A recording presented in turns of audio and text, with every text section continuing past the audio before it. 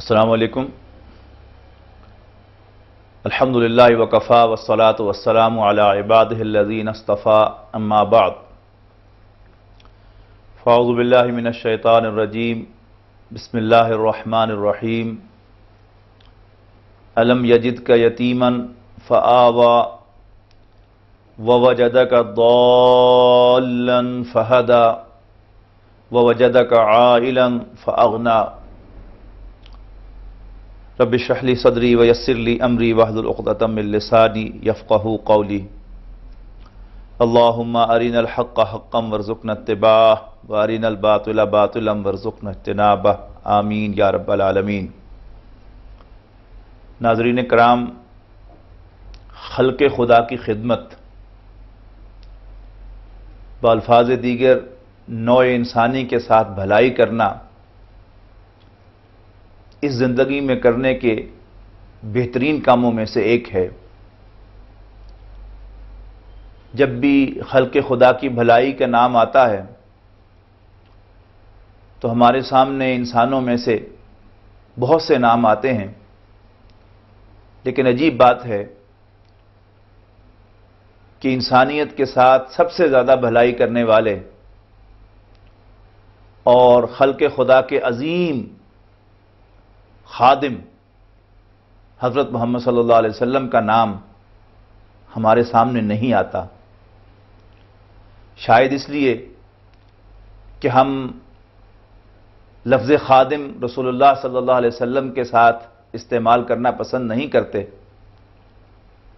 حقیقت یہ ہے کہ انسان کے اس دنیا میں دو ہی بنیادی رشتے ہیں، ایک اللہ کے ساتھ کہ وہ اللہ کا بندہ ہے، اور دوسرا خلق خدا کے خاصات نوع انسانی کے ساتھ کہ وہ اس نوع کا ایک فرد ہے۔ ہر اعلیٰ انسان ان دو رشتوں کو خوبصورتی سے نبھاتا ہے، اور یہی اس شخص کی شخصیت کا اصل حسن ہوتا ہے۔ نبی اکرم صلی اللہ علیہ وسلم انسانوں کی اس نوع کے عظیم ترین فرزند تھے۔ کیسے ہو سکتا ہے کہ آپ کا اللہ کے ساتھ تعلق تو پوری طرح استوار ہو اور اس میدان میں آپ سب سے بلند چوٹی پر کھڑے ہوئے نظر آئیں، لیکن خلق خدا کی خدمت میں، نوع انسانی کی بھلائی میں آپ کسی دوسرے سے کم ہوں؟ فرق صرف یہ ہے کہ ایک خلق خدا کی خدمت اور نوع انسانی کی بھلائی وہ ہے جو سطحی ہے، نظر آتی ہے بہت زیادہ نمایاں، لیکن جب گہرائی میں اتر کر دیکھا جاتا ہے تو اس سے کچھ انسانوں کا بھلا تو ہو رہا ہوتا ہے، لیکن بحیثیت مجموعی نوع انسانی کو کوئی فائدہ نہیں پہنچ رہا ہوتا۔ جبکہ نبی اکرم صلی اللہ علیہ وسلم کی خدمات نوع انسانی کے لیے ڈیپ روٹڈ ہیں۔ آپ نے چند انسانوں ہی کو نہیں، پوری نوع انسانی کو فائدہ پہنچایا ہے۔ آپ نے صرف ونڈو ڈریسنگ ہی نہیں کی، بلکہ واقعتاً اس پورے شہر کو بدل کے رکھ دیا ہے کہ جس کا نام نوع انسانی کی خدمت ہے۔ سورۃ الضحیٰ کی 3 آیات میں نے آپ کے سامنے تلاوت کی ہیں۔ ان آیات میں نبی اکرم صلی اللہ علیہ وسلم کی 40 سالہ زندگی انتہائی اختصار اور پوری جامعیت کے ساتھ رب العالمین نے بیان کی ہے۔ ہم سب جانتے ہیں کہ نبی اکرم صلی اللہ علیہ وسلم جب دنیا میں تشریف لائے تو آپ کے والد عبداللہ بن عبد المطلب کا انتقال ہو چکا تھا، لہذا آپ یتیم تھے، لیکن عام یتیموں کی طرح آپ بے سہارا نہیں رہے۔ نبی اکرم صلی اللہ علیہ وسلم کے لیے اللہ تعالیٰ نے سب سے پہلے ان کے دادا کے دل میں ایک غیر معمولی محبت پیدا کی۔ غیر معمولی اس لیے کہ عام طور پر پہلا پوتا تو دادا کو یقیناً پیارا ہوتا ہے، بے حد پیارا ہوتا ہے، لیکن جوں جوں پوتوں کی آمد ایک روٹین بن جاتی ہے تو اس محبت میں کمی آتی چلی جاتی ہے۔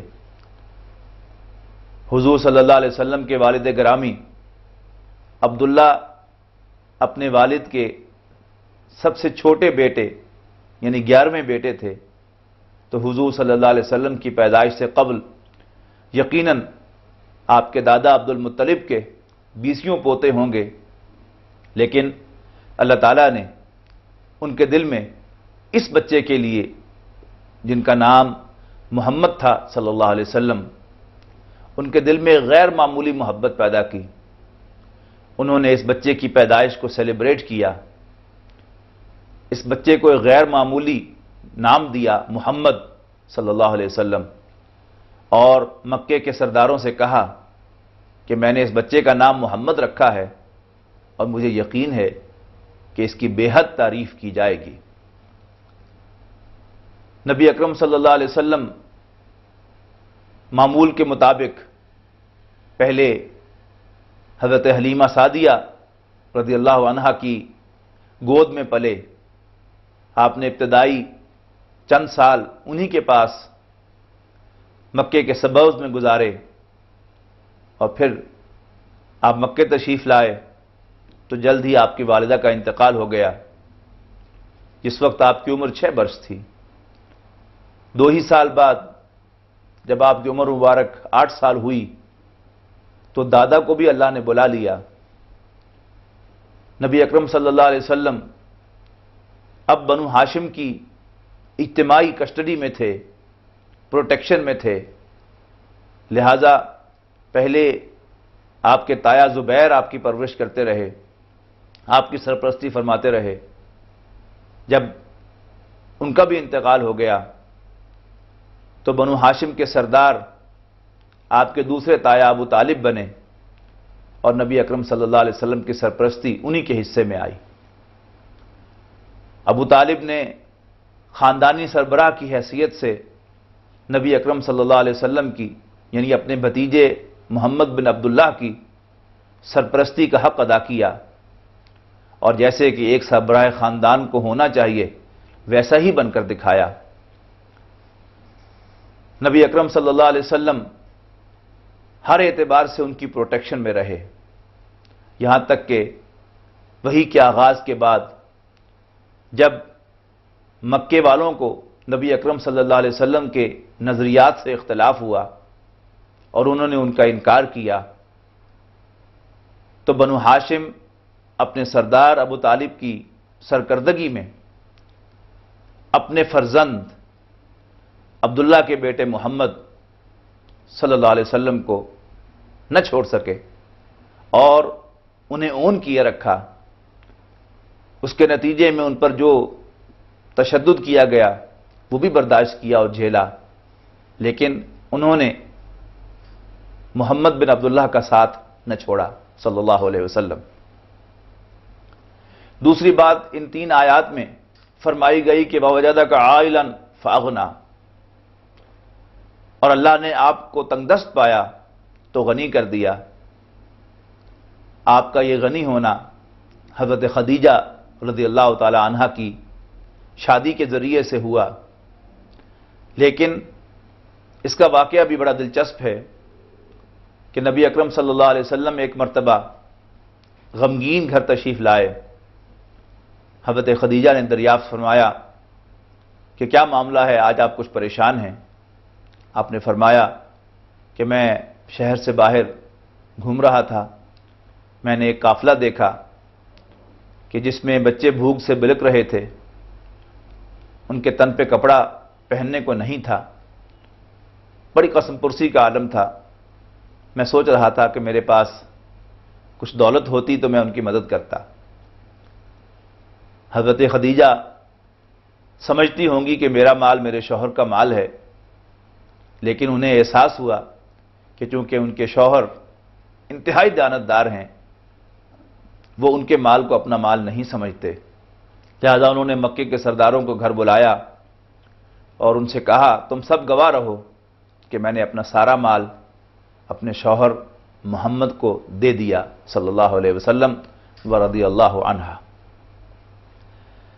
نبی اکرم صلی اللہ علیہ وسلم اب غنی ہو گئے، اور ظاہر بات ہے کہ اب اپنا مال خرچ کرتے ہوں گے غریبوں کے لیے، مسکینوں کے لیے اور حاجت مندوں کے لیے۔ لیکن نبی اکرم صلی اللہ علیہ وسلم کو معلوم ہوتا ہے کہ اس میں سیٹسفیکشن نہیں ہوئی۔ اب میں آتا ہوں تیسری بات کی طرف، وَوَجَدَكَ ضَالًّا فَهَدَىٰ، اور اللہ نے آپ کو ضال پایا پھر غنی کر دیا۔ ضالًا ضالین کا واحد ہے، اور ضال مہتدی کا الٹ ہے، اس کی ضد ہے۔ مہتدی کے معنی راہ پا لینے والا، اور ضال کہ جو راہ ڈھونڈ رہا ہو۔ نبی اکرم صلی اللہ علیہ وسلم کی حیات طیبہ کا جب ہم تجزیہ کرتے ہیں، اس پر ایک نظر ڈالتے ہیں، تو ہم دیکھتے ہیں کہ اللہ تعالیٰ کے ساتھ نبی اکرم صلی اللہ علیہ وسلم کا تعلق پہلے ہی روز سے صحیح سمت میں تھا، اس کی ڈائریکشن صحیح تھی کہ آپ نے کبھی کسی بت کو سجدہ نہیں کیا۔ وحی کے آغاز سے پہلے بھی نبی اکرم صلی اللہ علیہ وسلم صرف اللہ رب العالمین ہی کی پرستش فرمایا کرتے تھے، لیکن دوسرے معاملے میں خلق خدا کے ساتھ اپنے تعلق میں ہمیں یہ تو نظر آتا ہے کہ نبی اکرم صلی اللہ علیہ وسلم فیلو ہیومن بینگز کا حق مانتے تھے کہ ان کا بھی مجھ پر حق ہے۔ لہذا جب آپ تنگ دست تھے، جس کی خود ڈسکرپشن نبی اکرم صلی اللہ علیہ وسلم نے فرمائی ہے، بخاری کی ایک روایت کے مطابق آپ نے فرمایا کہ کوئی نبی ایسا نہیں جس نے بھیڑ بکریاں نہ چرائی ہوں، اور میں نے بھی چند ٹکوں کے عوض فلاں قبیلے کے جانور چرائے ہیں۔ ذہن میں رکھیے کہ یہ جانور چرانا کسی صحت افزا مقام پر جانور چرانا نہیں ہے۔ مکے کی چلچلاتی دھوپ میں، جہاں آپ کو معلوم ہے ٹیمپریچر 50 ڈگری سینٹی گریڈ تک بھی چلا جاتا ہے، جانور چرانا کوئی آسان کام نہیں تھا۔ اور پھر جب اس کی آمدنی چند ٹکے ہوں تو ظاہر بات ہے کہ انسان غریبوں کی مالی امداد کرتا بھی ہے تو بڑی معمولی، ورنہ اکثر و بیشتر اس کے لیے ممکن نہیں ہوتا کہ وہ دوسروں کی مالی امداد کر سکے۔ لہذا دو ایکسپریشنز آپ کو یاد ہوں گے، ہر مسلمان کو جس نے سیرت کا تھوڑا سا بھی مطالعہ کیا ہے وہ جانتا ہے کہ نبی اکرم صلی اللہ علیہ وسلم یتیموں کی سرپرستی فرمایا کرتے تھے اور بیواؤں کی خبر گیری کیا کرتے تھے۔ سرپرستی کسی یتیم کی، اس سے مراد کیا ہے؟ اس سے مراد مالی معاونت نہیں ہے، بلکہ یتیم کی اصل ضرورت اس کو اس طرح چومنا اور اس کے سر پر اس طرح ہاتھ رکھنا ہے جیسے اس کا باپ اگر زندہ ہوتا تو اس کا منہ چومتا اور اس کے سر پہ ہاتھ رکھتا، اسے یوں گلے لگایا جائے کہ جیسے اس کا باپ اسے گلے لگاتا۔ نبی اکرم صلی اللہ علیہ وسلم یہ کام کیا کرتے تھے، اس لیے کہ اس میں کوئی پیسہ انوالو نہیں ہوتا، کوئی مالی منفعت انوالو نہیں ہوتی۔ دوسرا کام بیواؤں کی خبر گیری تھی۔ آج کی خاتون پر قیاس نہ کیجئے کہ جس پہ پاس ٹیلی فون بھی ہوتا ہے اور وہ گاڑی بھی چلا سکتی ہے اور ہر جگہ اس کی پہنچ ہو سکتی ہے۔ اس دور میں ایک میل ڈومینیٹڈ سوسائٹی ہے اور اس میں ایک بوڑھی خاتون، ایک بیوہ، یقیناً بہت سے کام ایسے ہیں کہ جو مردوں کے کرنے کے ہیں۔ کوئی ہے وہ ایسا نوجوان کہ جو اس سے جا کر پوچھے کہ اما جی میں آپ کی کیا خدمت کر سکتا ہوں، میرے لائق کوئی کام ہو تو بتائیے۔ یہ وہ کام تھا جو نبی اکرم صلی اللہ علیہ وسلم کیا کرتے تھے۔ تو انسانی خدمت کے شعبے میں بھی نبی اکرم صلی اللہ علیہ وسلم اس وقت بھی کسی سے کم نہ تھے، لیکن ود ان ہز ریسورسز، ظاہر ہے جتنے ان کے ریسورسز تھے ان کے اندر آپ یہی کر سکتے تھے جو کر رہے تھے۔ اس کے بعد حضرت خدیجہ رضی اللہ تعالیٰ عنہ کے ساتھ عقد ہو گیا، آپ ان کے شوہر ٹھہرے، جبکہ وہ مکے کی سب سے متمول خاتون تھیں۔ اور میں آپ کو سنا چکا ہوں وہ واقعہ کہ نبی اکرم صلی اللہ علیہ وسلم نے ایک موقع پر محسوس کیا کہ اگر میرے پاس فائنینشیل ریسورسز ہوتی تو میں اس قافلے والوں کی مدد کرتا، تو حضرت خدیجہ نے اپنا سارا مال حضور صلی اللہ علیہ وسلم کو ہبہ کر دیا، جس سے آپ غنی ہو گئے۔ وَوَجَدَكَ عَائِلًا فَأَغْنَىٰ، اور اللہ نے آپ کو تنگ دست پایا اور غنی کر دیا۔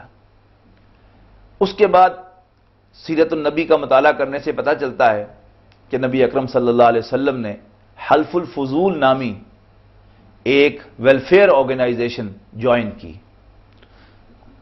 واضح نہیں ہوتا کہ نبی اکرم صلی اللہ علیہ وسلم اس کے بانی تھے یا وہ تحریک پہلے سے موجود تھی جس میں آپ نے شمولیت اختیار کی تھی۔ عام طور پر سیرت کی کتابوں میں لفظ فضول کی ایکسپلینیشن یہ دی گئی ہے کہ یہ کچھ فضلوں کی تنظیم تھی، کہ اس میں فضل بن عبداللہ بھی تھے اور فضل بن عباس بھی تھے اور فضل بن فلاں بھی تھے، لہذا وہ فضلوں کی تحریک کے نام سے، فضلوں کی تنظیم کے نام سے پہچانی جانے لگی۔ لیکن فضل کہتے ہیں زائد کو، جیسے فاضل ہوتا ہے ایڈیشنل۔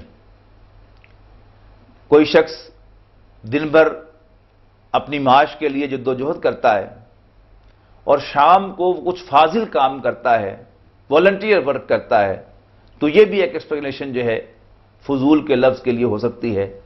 اور میری ذاتی عاجزانہ رائے یہ ہے کہ اس سے مراد، حلف الفضول سے مراد والنٹیئر آرگنائزیشن ہے کہ جس میں نبی اکرم صلی اللہ علیہ وسلم شریک ہوئے۔ اس تنظیم کے مقاصد میں دو مقاصد بہت اہم ہیں جن کو سمجھنا ضروری ہے۔ ایک تو جب بھی کوئی مدد کو پکارے گا ہم اس کی مدد کو پہنچیں گے اور ہم ظالم کا ہاتھ روکیں گے۔ عام طور پر والنٹیئر آرگنائزیشنز میں انسانی خدمت کے جو کام کیے جاتے ہیں ان کی تعداد کی بنیاد پر ان کی ورکنگ کو اسیس کیا جاتا ہے۔ آپ کسی ایسی تنظیم کے دفتر میں جائیں گے تو آپ کو اس میں چارٹ لگے ہوئے ملیں گے، گراف بنے ہوئے ملیں گے، یہ بتانے کے لیے، یہ واضح کرنے کے لیے کہ ان کی تنظیم ترقی کی طرف مائل ہے۔ مثال کے طور پر سن 95 میں ہماری تنظیم بنی تھی اور سال سن 95 میں ہم نے 500 بھوکوں کو کھانا کھلانے کا اہتمام کیا تھا اور ہم نے 20 افراد کو اپنے علاقے میں کپڑے بنا کر دیے تھے اور ہم نے 10 افراد کو روزگار فراہم کیا تھا۔ لیکن اگلے سال سن 96 میں ہم نے 5,000 بھوکوں کو کھانا کھلایا تھا اور ہم نے 50 افراد کو کپڑے پرووائڈ کیے تھے اور ہم نے 20 افراد کو روزگار فراہم کیا تھا، ملازمت فراہم کی تھی۔ اور اسی طرح بات آگے بڑھتی چلی جائے گی۔ غور کرنے کی بات یہ ہے کہ یہ کیا ترقی ہوئی یا وہ تنظیم اپنے مقاصد میں ناکام ہوئی؟ اس لیے کہ تجزیہ کیجئے، سال 95 میں اس کمیونٹی میں بھوکے 500 تھے تو اگلے سال بھوکوں کی تعداد 5,000 ہو گئی۔ سن 95 میں جن حضرات کے پاس، جن لوگوں کے پاس پہننے کو کپڑا نہ تھا وہ 10 تھے تو اگلے سال وہ 50 ہو گئے، اور سن 95 میں بے روزگار اگر 10 تھے تو اگلے سال 20 ہو گئے۔ یہ کون سی ترقی ہوئی؟ اس میں کوئی شک نہیں کہ بھوکوں کو کھانے کے لیے دیا گیا، لیکن بھوک نہ صرف یہ کہ ختم نہ ہو سکی بلکہ اور بڑھ گئی۔ یقیناً کھانے کے لیے، پہننے کے کپڑے کچھ ایسے لوگوں کو دیے گئے جن کے پاس پہننے کو کچھ نہ تھا، لیکن اس سوسائٹی سے ننگ ختم نہ کیا جا سکا۔ اسی طرح کچھ بے روزگاروں کو روزگار تو فراہم کیا گیا، لیکن بے روزگاری ختم نہ کی جا سکی، تو یہ کون سی خدمت ہوئی؟ یقیناً کچھ انسانوں کو فائدہ ہوا، لیکن انسانیت کو فائدہ نہ ہوا۔ بھوک برقرار رہی، افلاس برقرار رہا، لیکن بہرحال کچھ لوگوں کو فائدہ یقیناً ہوا۔ نبی اکرم صلی اللہ علیہ وسلم انتہائی ذہین انسان تھے، بلکہ شاید نوع انسانی کے ذہین ترین انسان آپ ہی تھے۔ کیسے ممکن ہے کہ اگر ایک میرے جیسا عام آدمی جو ہے وہ بھی تجزیہ کر لیتا ہے کہ یہ انسانی خدمت نہیں ہو رہی، تو نبی اکرم صلی اللہ علیہ وسلم مجھ سے بہت پہلے اس نتیجے پر پہنچنے کی اہلیت رکھتے تھے کہ ہم انسانیت کے کام نہیں آ رہے۔ غالباً یہی وہ بات تھی جو نبی اکرم صلی اللہ علیہ وسلم کو غار حرا میں لے گئی، اس لیے کہ بخاری شریف میں اس کی جو ڈسکرپشن آئی ہے کہ فلما بلغ 40 سنۃ کان حبب الیہ الخلا، کہ جب نبی اکرم صلی اللہ علیہ وسلم کی عمر مبارک 40 سال کے قریب ہوئی تو آپ کو خلوت، تنہائی بہت پسند آنے لگی۔ وَكَانَ يَخْلُو إِلَىٰ غَارِ الْحِرَا، اور آپ غار حرا کی طرف تشریف لے جاتے اور وہاں خلوت اختیار فرماتے۔ وَيَتَحَنَّسُ فِيهِ، اور آپ اس میں تحنس فرماتے۔ تحنس کے معنی ہے عبادت، پرستش۔ حدیث کی شرح لکھنے والے محدثین کے سامنے یہ سوالیہ نشان آیا کہ اس وقت نہ قرآن نازل ہوا تھا کہ آپ تلاوت فرماتے، نہ باقاعدہ کوئی نماز تھی کہ آپ وہاں نماز پڑھتے، نہ کوئی باقاعدہ تسبیحات تھی جو آپ تسبیحات فرماتے، تو پھر یہ کون سی عبادت تھی جو آپ کر رہے تھے؟ لہٰذا انہوں نے ایکسپلین کیا کہ کانا صفت و تعبدہ فی غار الحرا التفکر والاعتبار، کہ نبی اکرم صلی اللہ علیہ وسلم کی غار حرا میں پرستش کی نیچر غور و فکر تھا۔ تفکر، فکر کرنا، غور کرنا، اعتبار، نتیجے تک پہنچنا، عبرت حاصل کرنا، یہ دو کام تھے جو نبی اکرم صلی اللہ علیہ وسلم وہاں کر رہے تھے۔ اب سوال یہ ہے کہ نبی اکرم صلی اللہ علیہ وسلم کیا اس کائنات کے بارے میں غور و فکر کر رہے تھے کہ اسے کس نے بنایا؟ نہیں۔ قرآن مجید گواہ ہے کہ اگر تم پوچھو ان سے، یعنی قریش سے، من خلق السماوات والارض، آسمانوں اور زمین کو کس نے پیدا کیا؟ لَيَقُولُنَّ اللَّهُ، تو یقیناً وہ کہیں گے اللہ ہی نے پیدا کیا۔ تو معلوم ہوا کہ مکے کے لوگ ان جنرل اللہ کو ہی اس کائنات کا تنہا خالق مانتے تھے، تو نبی اکرم صلی اللہ علیہ وسلم کو اس بارے میں کیا کنفیوژن ہو سکتا تھا؟ پھر دوسرا پہلو کہ پرستش کے لائق کون ہے؟ نبی اکرم صلی اللہ علیہ وسلم کی زندگی اس پر گواہ تھی کہ آپ صرف اللہ رب العالمین ہی کو الہ واحد پرستش کے لائق سمجھتے تھے، اسی لیے آپ نے کبھی کسی بت کو سجدہ نہیں کیا تھا۔ اب رہا سوال کہ پھر وہاں غور و فکر کیا تھا؟ اگر تو معاملہ صرف تفصیل کا ہوتا کہ آپ اللہ تعالیٰ کی مزید معرفت حاصل کرنا چاہتے تھے، تو یہ ایسی بات نہیں ہے کہ جس کے لیے انسان پریشان ہو کر گھر بار چھوڑ کر چلا جائے۔ اس لیے کہ اگر کوئی شخص گھر سے مسجد میں آ کر زیادہ وقت گزارتا ہے یا کسی پہاڑ میں جا کر اس کی کھو میں جا کر بیٹھتا ہے اس لیے کہ گھر میں اس کے اہل و عیال، اس کے بیوی بچے اس کی بات نہیں سنتے، تو وہ بات سمجھ میں آتی ہے۔